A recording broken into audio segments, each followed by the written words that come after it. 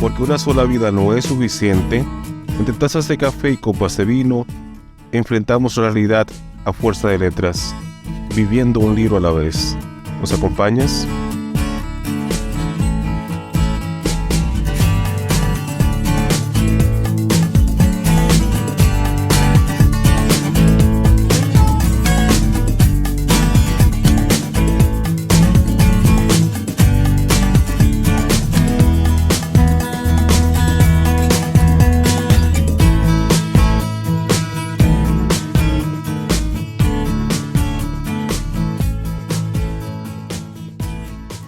Conversamos con Guillermo Acuña sobre su ensayo Déjennos pasar.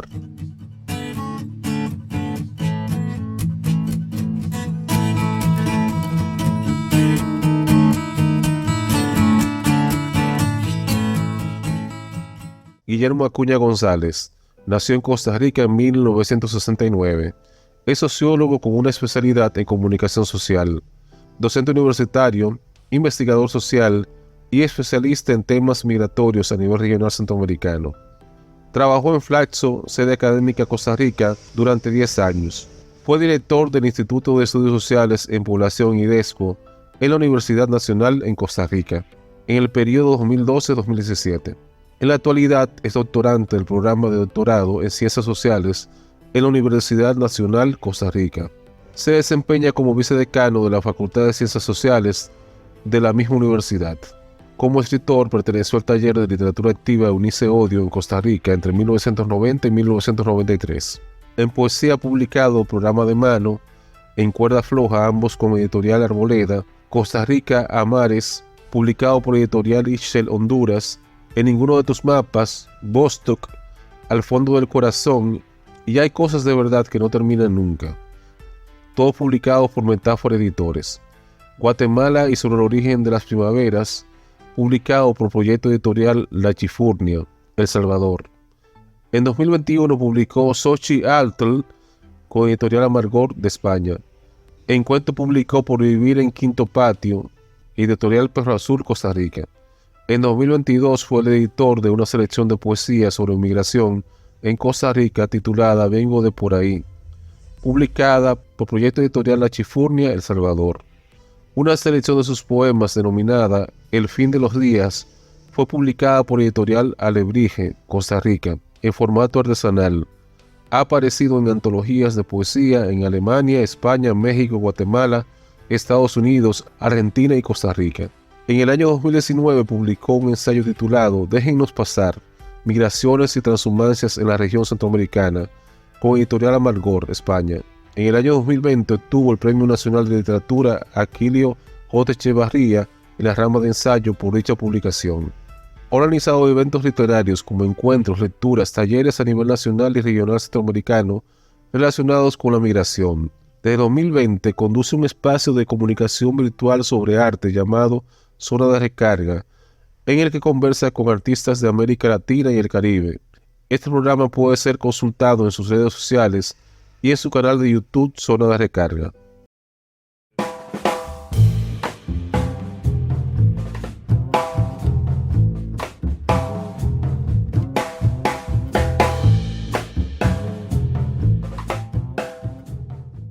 Lo que llegó para quedarse. Llámense caravanas, convoyes, viacrucis, grupos o columnas humanas. Viajar en colectivo se convirtió en una estrategia más ensayada desde abajo, como recurso de organización para cruzar las fronteras y llegar a destino final en Estados Unidos. Expertos y analistas pregonan que no importa la forma como se nombren estos acontecimientos instalados en su versión actualizada desde octubre del 2018, los desplazamientos humanos en colectivo llegaron para quedarse, impulsados por continuas urgencias como, por ejemplo, la inseguridad por el territorio mexicano y la falta de recursos económicos para proveerse de mejores condiciones para el viaje. Lo que la impronta mediática nombra y reinventa, la necesidad entiende y acciona. Se trata de un daño infligido a la fortaleza de los puentes, el blindaje de las fronteras, la extinción de las carreteras, los desvaríos de los puestos migratorios, la acuciosidad inhumana de las políticas de seguridad y las miradas lascivas de medios de comunicación agencias internacionales y actores de las denominadas industrias migratorias. Son los nadies de Centroamérica dejando desnudos a sus países sin la ayuda de sus gobiernos, más bien en contra de sus accionarios, de sus no políticas y de sus exclusiones. Una imagen ha sido recurrente, la de personas formadas como panal humano en la estructura que sostiene el puente Rodolfo Robles sobre el río Suchiate, divisorio de las ciudades de Tecumán, Guatemala y Ciudad Hidalgo, México. Sugiere la toma para sí de espacios públicos por parte de los grupos incorporados en esas movilidades. Ya no más esos y otros puentes y los cientos de kilómetros de carreteras internacionales, al menos por ahora, será un obstáculo para que las personas decidan movilizarse en colectivo frente a las diversas percepciones que los imputan como si fueran una irregularidad del sistema económico y social que los expulsa.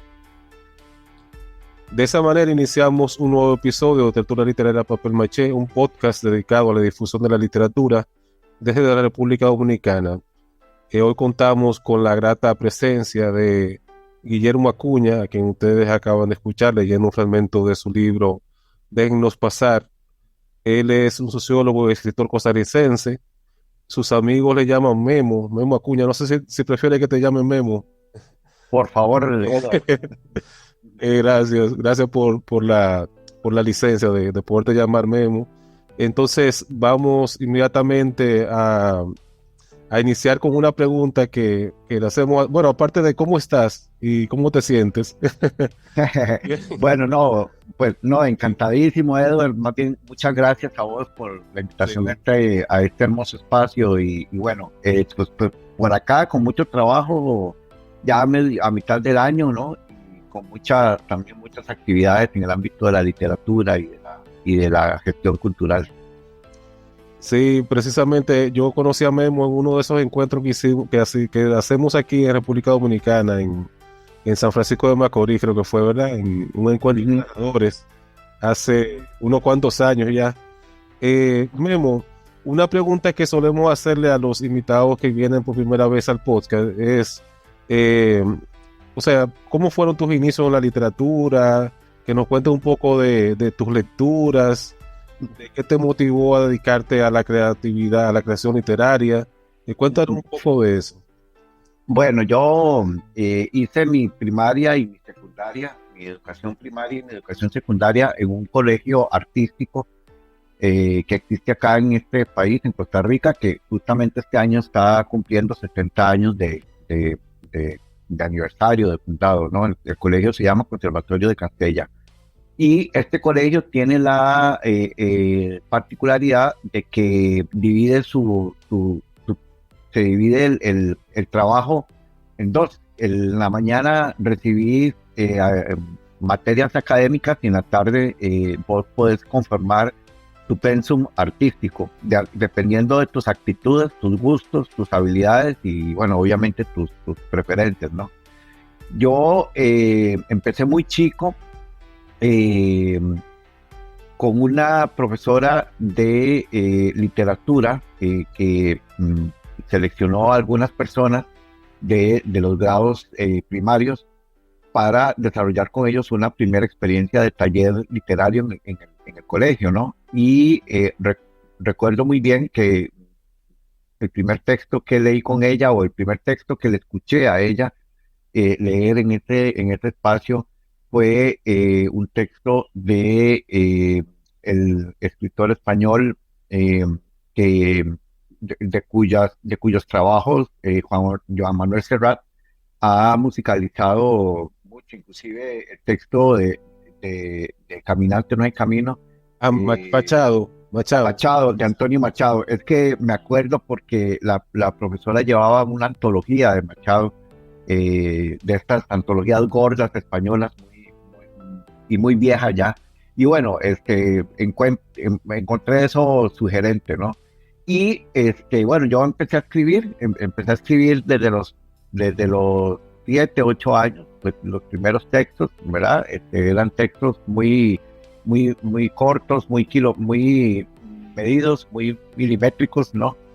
Y recuerdo que una de mis primeras lecturas, Eduard, fue un libro que me compraron mis papás, que todavía lo tengo en sus versiones obviamente más modernas, pero fue 20.000 leguas de viaje submarino de Julio Verne, que para mí fue un texto evocador y siempre regreso a él cuando converso con gente de la literatura y la poesía, porque para mí ese fue el primer texto eh, que me abrió el mundo, ¿no? Que me abrió la perspectiva de a dónde, ¿verdad? De qué imágenes y con qué metáforas me iba yo a quedar en la vida, ¿no? Y Julio Verne para mí es eso, ¿no? Entonces, ese fue mi primer texto. Ya luego un poco más avanzado en la escuela y particularmente en el colegio, eh, al colegio llegó el que es considerado uno de los mejores escritores contemporáneos del país, que es Osvaldo Sauma, que es un poeta ya de mucho oficio, de mucha trayectoria y de mucho trabajo. Y recuerdo que para abrir el taller, una tarde lluviosa, por cierto, traía dos textos de Julio Cortázar. El primero que era La señorita Cora y el segundo que era Autopista al Sur. Y bueno, tan impresionante fue esa lectura que todavía recuerdo este primer texto, estos primeros textos como si fueran hoy. Entonces, esos fueron como las tres primeras lecturas que yo recuerdo, ¿verdad? Con mucho cariño de mi proceso, digamos, formativo, ¿verdad? Excelente. Entonces, a partir de ahí ya iniciaste con la escritura. ¿Has escrito solamente ensayos o también te has inspirado para escribir otro género en la literatura? Sí, sí. Olvidé un detalle y es que yo no seguí formalmente el desarrollo, digamos, académico de la literatura en mi colegio. Yo me decanté por el teatro, por la actuación. Y ese es mi título de formación secundaria, el artes dramáticas o teatro, ¿no? Eh, pero siempre seguí escribiendo, en mis años de universidad siempre seguí escribiendo y bueno, empiezo a publicar ya posteriormente, ¿no? He publicado 9 títulos de poesía, este ensayo al que hiciste referencia, que fue incluso premiado con el Premio Nacional de Literatura en la rama de ensayo, acá, perdón, en Costa Rica en el 2019, y 2 libros de narrativa o de cuento. El primero, que lo publiqué en el año 2015, que es sobre la vida de un cantante de música popular acá en Costa Rica que se llama Memo Neira, o se llamó Memo Neira, que fue muy famoso en los años 70 y cuya vida y obra pues era susceptible de ser narrada desde la cuentística, ¿no? Y justamente en este año estamos sacando un segundo libro de cuentos inspirado en un libro de poesía que publiqué también hace algunos años en Guatemala sobre una estación experimental rusa ubicada en el oriente ruso llamada Vostok. Sobre esa estación había escrito un libro de poesía en prosa hace algunos años y este año me decidí pues historizar a través del cuento esa estación experimental, así que estamos en estos momentos ya pues estrenando el libro prácticamente, ya estamos por presentarlo aquí en San José y también se va a presentar, entiendo, en Guatemala muy pronto, así que estos son mis 2 libros también de poesía, perdón, de cuento. Vemos ya entrando en materia en lo que se refiere a este ensayo, Déjennos pasar, publicado en 2019. Veo, o sea, cuando vi tu biografía, que me la encontré por ahí en la red, eh, veo que el tema de la migración ha estado muy presente en tu trabajo como sociólogo, como investigador y como escritor. ¿Cuáles son las características generales de esos fenómenos migratorios que tú has estudiado tanto en Centroamérica? Bueno, gracias por la pregunta, Eduardo. Yo tengo 20 años, más o menos un poquito más de estar trabajando en el tema a nivel regional centroamericano, particularmente. Eh, y bueno, en esos 20 años lo que hemos observado son un proceso acelerado de transformaciones, de cambios, de intensificaciones, ¿verdad? De los procesos migratorios. Creo que con mucho más agudeza en los últimos 10, 15 años, ¿no? Que se ha desarrollado toda una dinámica de fuerzas de las migraciones a nivel regional, particularmente orientadas hacia Estados Unidos como destino final.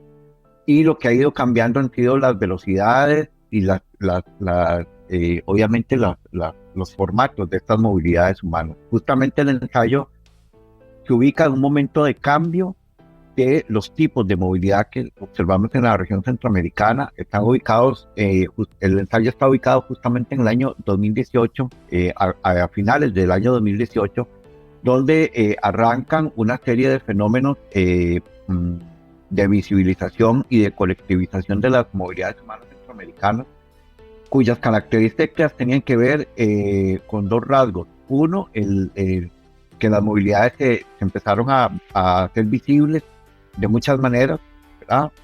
Caminando por las distintas carreteras internacionales cercanas a las fronteras centroamericanas primero, luego frontera entre Guatemala y México, y posteriormente la frontera ya narrada y ya conocida, que es la frontera entre México y Estados Unidos. Y también ese proceso de colectivización, es decir, ir en grupo, ¿verdad? Porque de esta manera los grupos se garantizaban algún grado de seguridad y algún grado de fuerza relativa frente a las fuerzas, digamos, de las políticas, ¿verdad?, de seguridad migratorias en las fronteras. Entonces, con esas dos premisas, Eduardo, es que nos decidimos a plasmar en este ensayo, en este libro, esas dinámicas de las movilidades humanas que no termina aún en estos tiempos, ¿no?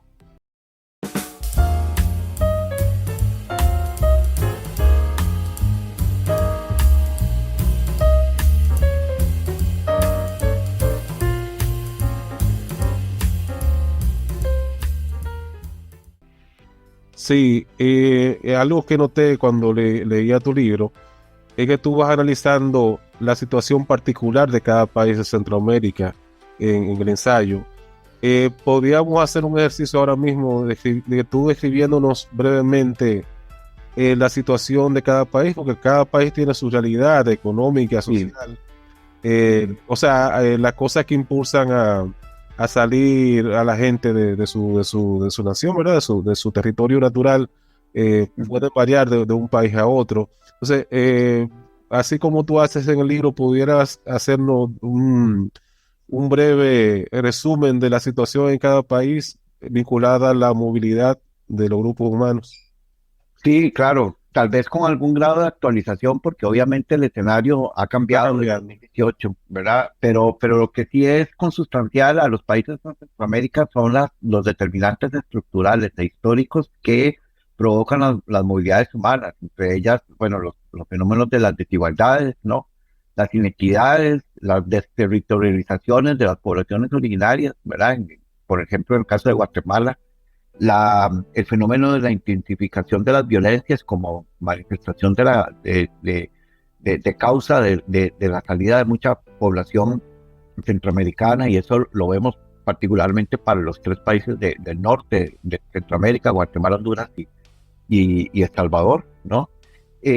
Todo el tema de las crisis económicas, de la crisis ambiental en estos años, por ejemplo, han ocurrido algunos fenómenos, particularmente en el caso de Honduras, que no sé si recordarán los amigos y amigas que nos escuchan, que en el año 2020, el primer año de la pandemia, en noviembre del 2020, hubo dos fenómenos naturales, dos huracanes prácticamente, que impactaron Honduras, y desolaron su región norte y provocaron la expulsión de cerca de 100,000 personas, ¿verdad?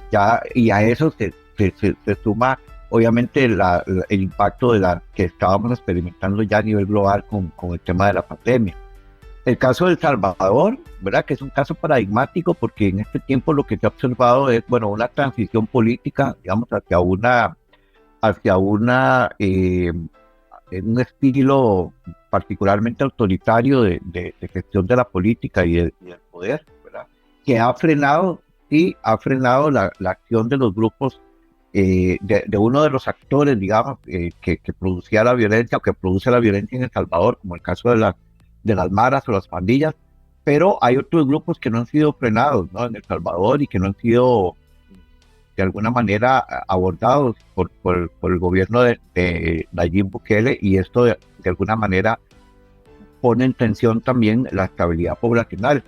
Y el caso de Honduras, que también es un caso bien interesante de analizar, porque en estos años lo que ocurrió con Honduras es una transición política, ¿verdad? Hacia una propuesta alternativa en apariencia, pero que no ha supuesto el mejoramiento de las condiciones tanto sociales como económicas de la población hondureña. Entonces, la gente de estos tres países que te acabo de mencionar siguen saliendo, siguen seleccionando la migración o las movilidades humanas como estrategia y alternativa para poder sobrevivir, ¿no?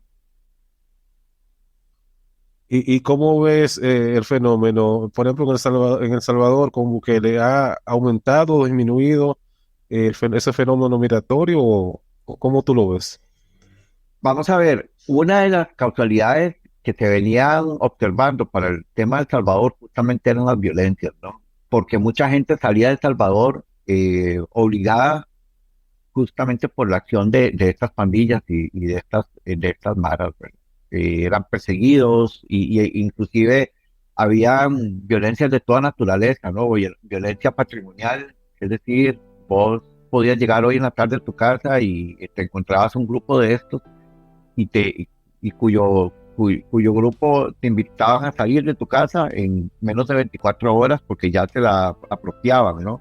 O violencias contra las corporalidades, como el caso de las mujeres, ¿verdad? Que tenían que huir prácticamente, o de los grupos de las diversidades sexuales, ¿verdad? Quienes eran también bastante perseguidos. Pareciera que este fenómeno explicativo de la violencia pudo haberse estabilizado, pero hay otras condiciones estructurales de El Salvador que continúan, digamos, provocando la salida de población, digamos, el tema de la pobreza, que es un tema crónico, ¿verdad? El tema de la crisis económica, el tema de la falta de acceso a servicios, ¿verdad? Potencian estos procesos migratorios. Recordemos que el caso de El Salvador es quizá uno de los casos más históricos de Centroamérica, ¿no? Es uno de los países de donde más ha salido población, particularmente hacia Estados Unidos, y bueno, eso de alguna manera se incorpora también con las dinámicas contingentes que hemos estado conversando en el programa, Edward. Sí, hablando de esas dinámicas contingentes, el fenómeno de la migración de los venezolanos que cruzan a Colombia, atraviesan el llamado tapón de Darién, que por cierto hace unas semanas vi un reportaje en la CNN en español, que me conmovió mucho porque era muy crudo, o sea, presentaban todo ese drama de las personas a pie, incluso gente ya mayor ya de cierta edad, de más de 70 años, y cruzando a pie esa selva, ¿verdad? Y todo, incluso encontrándose cadáveres en el camino, en ese camino tan tortuoso. ¿Cómo tú ves ese fenómeno de los venezolanos migrando y haciendo todo ese periplo, o sea, atravesando Colombia y después todo Centroamérica con la esperanza de llegar a Estados Unidos? ¿Cómo tú ves que eso o sea, qué impacto ha tenido en Centroamérica esa ola de migración venezolana? Este fenómeno hay que verlo en contexto, ¿no? Es la continuación de una serie de procesos que se venían manifestando ya con fuerza, inclusive pensaría yo que hace 10 años, ¿no? Con la transmigración de otros grupos, ¿verdad? Como por ejemplo las personas haitianas que atravesaban Centroamérica también, o las personas provenientes de otros países, Bueno, ¿verdad? De América Latina. hasta dominicano, no sé si tú Sí, estás sí, al tanto de que aquí llamamos la vuelta por México. Personas que se sí, iban bueno, por ejemplo, Guatemala tuvo que comenzar a exigirnos visas a los dominicanos porque hubo un fenómeno que se acrecentó mucho a final del año pasado, al principio de este, de muchos dominicanos haciendo esa ruta con la idea de llegar a Estados Unidos. Sí, absolutamente. Es que por eso a eso iba. Este fenómeno de los venezolanos hay que incorporarlo en el marco de procesos de mayor alcance, ¿no? Digamos, de la consolidación de un trayecto, ¿verdad? Que se fue haciendo más evidente. Hasta hace unos 5 años, el tapón del Darién era solo una referencia muy localizada, muy poco analizada, muy poco referenciada. Y bueno, no es sino cuando empiezan estas dinámicas ya más colectivas, un poco más estadísticamente más significativas, que se empieza a tomar en cuenta el tapón del Darién como una frontera activa, ¿no? Como un paso activo, o lo que llaman los geógrafos políticos una frontera viva o dinámica, ¿no? Con todo lo que eso implica. Yo coincido con vos en el tema de la vulnerabilidad o el riesgo que representa esta espacialidad fronteriza para quienes la cruzan. Es muy interesante, Edward, porque es un fenómeno que pareciera haberse, digamos, estabilizado en el tiempo, lo cual quiere decir que va a tomar mucho tiempo más así de estable, ¿verdad? Con algunas coyunturas o algunos niveles, ¿verdad? De intensificación, dependiendo ¿verdad? De las condiciones locales que se puedan estar experimentando en Venezuela, pero ese fenómeno, digamos, va a permanecer y se va a vincular con otros fenómenos de igual magnitud o de iguales características en la región centroamericana como zona de paso. Pero a propósito del Darién, como una frontera, como esta frontera sur de la región centroamericana, de paso de muchos tipos de movilidades humanas, recientemente conocí, a propósito de todo el tema también del paso por México que señalabas ahora, de la conformación de lo que le están llamando algunas academias mexicanas, un nuevo Darién que se estaría abriendo en la región sur de México, eh, con un alto componente de tipificación racial. Es decir, los grupos centroamericanos y también del sur de América, digamos Venezuela, etcétera, podrían bien pasar como centroamericanos, ¿verdad? Pero los que sí no pueden invisibilizarse, ¿verdad? Son los grupos provenientes, por ejemplo, de Haití o de países de África, ¿verdad? Y a estos grupos pareciera que los están transportando por otras vías no autorizadas, invisibles, por el sur de México. Y hay una zona abierta, un boquete abierto en el sur de México, igual de peligroso, igual de riesgoso para las poblaciones. Y bueno, esto de alguna manera también incorpora un elemento nuevo en la dinámica de análisis de las movilidades por la región, ¿no? ¿Y cómo tú ves todo esto a futuro, y digamos a 10, 20 años vista desde ahora? Porque hay una realidad de Estados Unidos, que es el gran atractor de la migración, ¿verdad? De esta zona del mundo. Eh, Su población está envejeciendo y por razones demográficas, en algún momento tendrá que flexibilizar los trámites migratorios porque van a necesitar mano de obra. Ya sea porque su población está envejeciendo, o ya sea porque los norteamericanos no quieren hacer cierto trabajo, ¿verdad? Como siempre se da. Por ejemplo, nosotros con los haitianos vienen aquí a República Dominicana a hacer trabajo que los dominicanos no queremos hacer. Eso pasa también en Estados Unidos. ¿Tú crees que a futuro se va a regularizar más el asunto de la migración, o la migración ilegal va a seguir como hasta ahora, o va a aumentar? Es que Es muy aquí hay, difícil de decir. sí, no, pero digamos, con las condiciones que tenemos ahora y las que se han presentado hasta el momento, Eduardo, uno puede decir, vamos a ver, que mientras existan políticas migratorias vinculadas al enfoque de seguridad y al enfoque de soberanía, eh, el fenómeno se va a seguir repitiendo, ¿verdad? Porque este enfoque de seguridad de fronteras y el enfoque de resguardo de la soberanía lo que provoca es la irregularización de esas otras movilidades que no pueden viajar en otras condiciones que no sean en condiciones de irregularidad por distintos factores, digamos, ¿verdad? Que tienen que ver ¿verdad? Con sus accesos a las instituciones que los proveen de documentos, o con el tema económico, ¿verdad? Cada país tiene su propia dinámica con relación al sistema de migración, al sistema de refugio, ¿no? Pero, como vos decís, el principal escenario migratorio en América es Estados Unidos, y Estados Unidos no cambia sus enfoques y sus estrategias de política migratoria, ¿verdad? Poco o nada va a cambiar en el resto de nuestros países. Un detalle solamente para ejemplificar esto que estoy mencionando, y es que todos y todas le pusieron una alta cuota de esperanza al gobierno de Biden, porque Biden siempre dijo en campaña que él prometía humanizar la política migratoria en Estados Unidos. Yo recuerdo esas palabras, y además porque había una esperanza de que el binomio Biden-Harris, ¿verdad?, fuera un binomio obviamente distinto a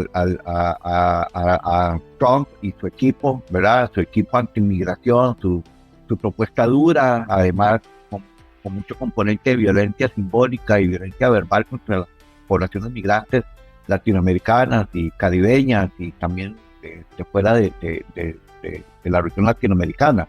Pero es que la gente se le olvidó muy rápido que Biden fue vicepresidente durante la administración Obama, y durante las dos administraciones Obama tuvimos la mayor cantidad de personas centroamericanas deportadas hacia sus países, y la intensificación de una política migratoria dura contra estas migraciones centroamericanas. Entonces, Biden hizo algunas movidas en el juego de las palabras, ¿verdad? Dio la sensación de que su política iba a ser una política más humanitaria, más progresista, y a la vuelta de la esquina lo que hemos tenido es ¿verdad?, una confirmación de esa línea dura que Estados Unidos como país, no tanto como enfoque político, ya sea republicano o demócrata, ha conservado. Entonces, este es un elemento que pesa mucho en la dinámica y en el análisis regional, ¿verdad? Siempre vamos a tener presente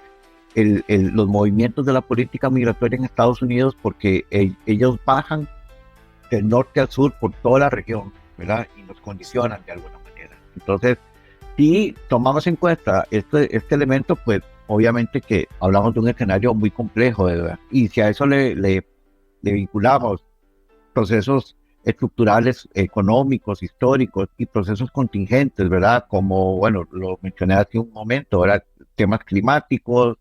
Por ahí la OMS ha emitido algunos señalamientos de que el mundo debería estar preparado para nuevas dinámicas pandémicas, ¿verdad? No sé si al corto o al mediano plazo, pero por ahí habría que estar preparado, y eso de alguna manera también incorpora elementos para el tema de las movilidades que habría que considerar de aquí en adelante. Sí, sin duda un tema muy complejo. Vamos a relajar un poco el ambiente y vamos a hablar de algo menos, o sea, quizá más amigable, vamos a decir, que es un proyecto que tú tienes en las redes sociales que se llama Zona de Recarga, que yo he escuchado, o sea, he visto algunos de tus programas. Cuéntanos cómo surge este espacio y cuáles son los retos que tú has enfrentado y las ventajas a la hora de tratar temas artísticos, culturales en estos medios, como el que estamos ahora, YouTube, Facebook. ¿Cómo es eso? ¿Cómo ha sido esa experiencia?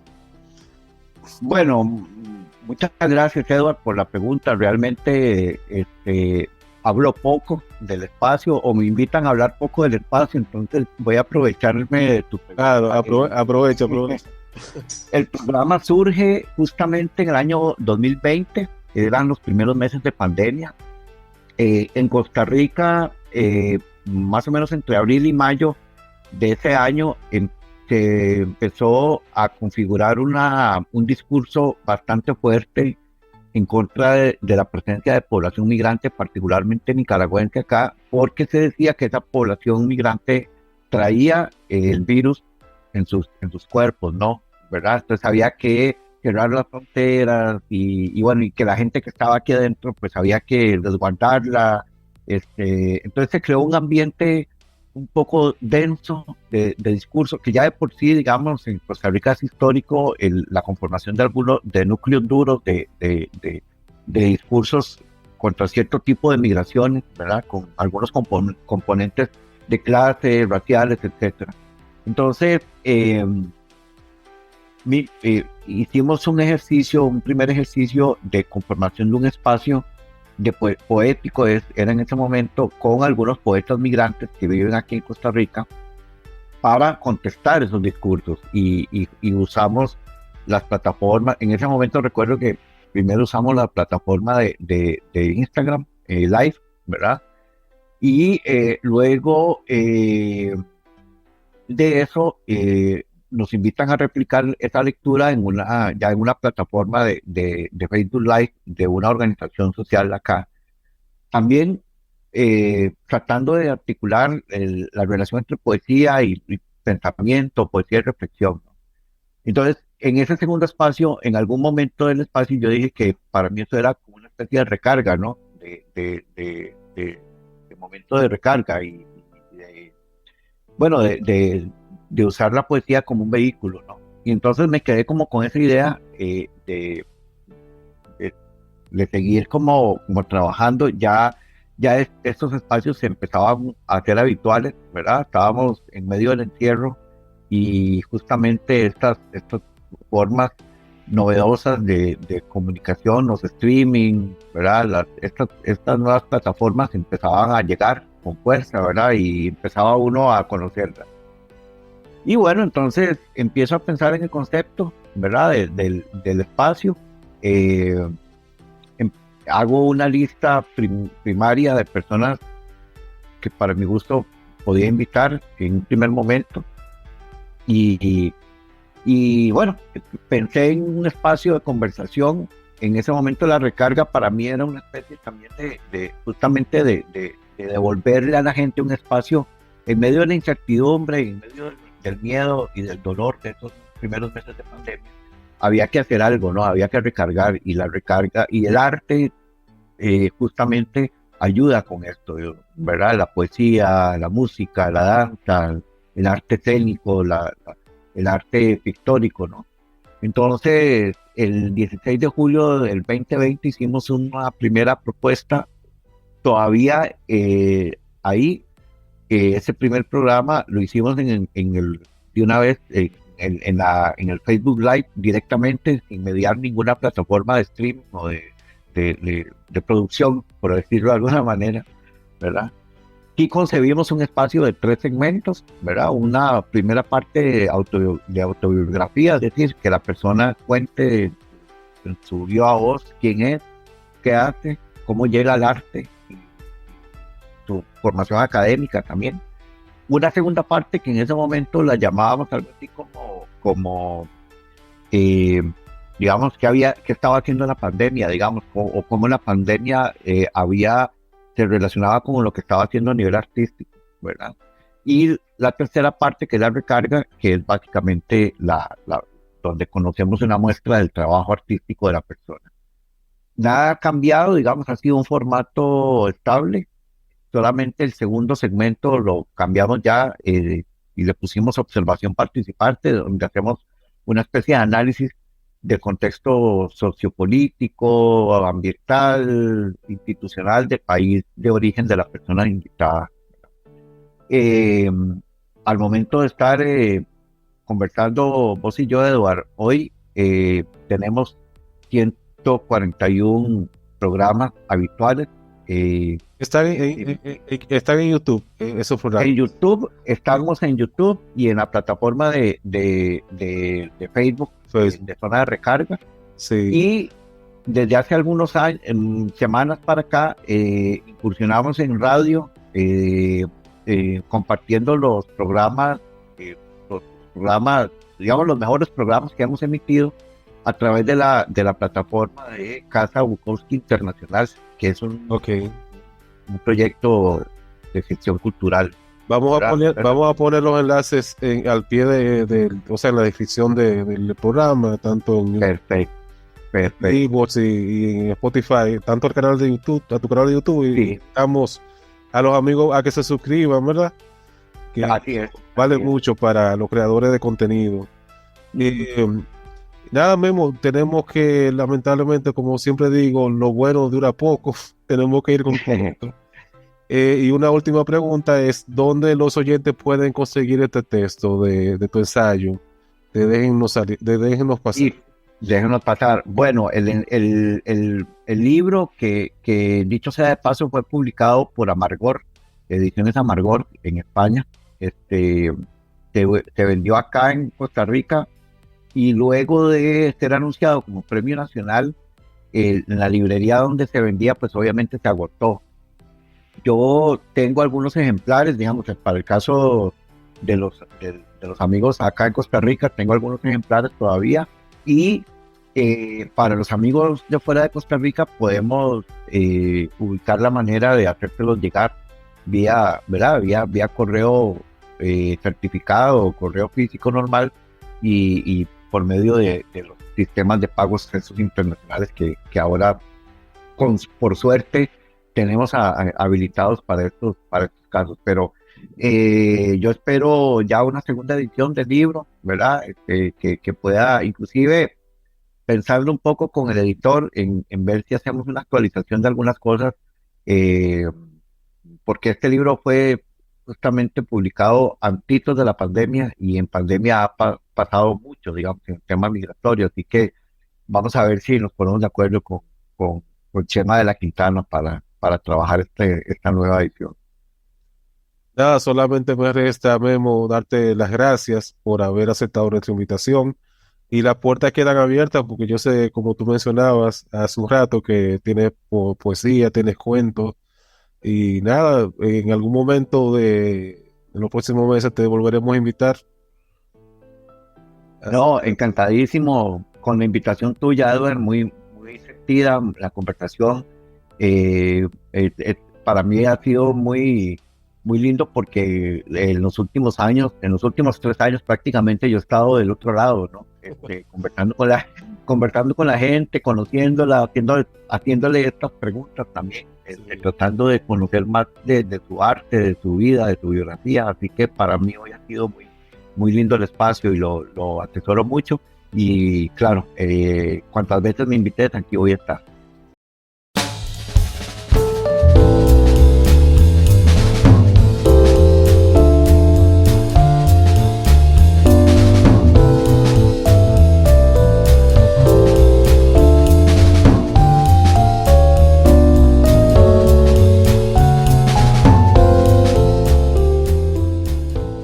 Y así concluye una entrega más de Tertulia Literaria Papel Maché. Agradecemos que nos hayas acompañado y te esperamos en el próximo episodio para seguir viviendo un libro a la vez.